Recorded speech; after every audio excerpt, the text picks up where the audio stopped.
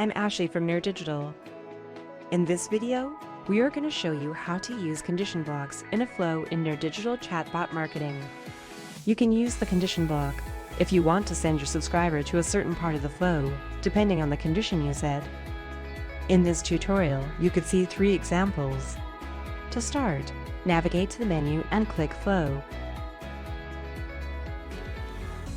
Click Add Flow and name your flow. This first example checks if the user is within the 24-hour window. To do that, add condition block.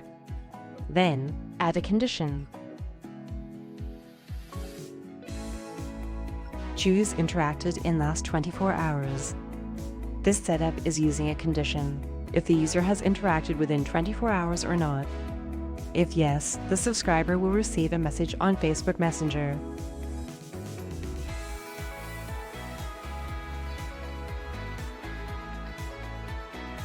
If not, the subscriber will receive an SMS.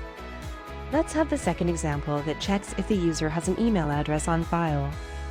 Add a condition block, then add a condition. Choose email, then choose has any value.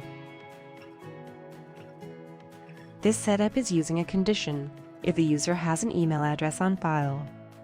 If yes, the subscriber will continue without giving an email address anymore. If no, the subscriber will receive a message asking for an email address.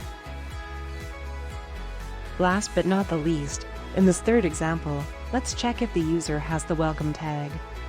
If yes, they will be sent directly to the flow. If no, they will be sent a welcome message. There you have it. You just learned how to use the condition block. See you in the next video. Thank you for watching this video. Don't forget to subscribe and make sure to press the bell icon to get notifications when we upload a new video.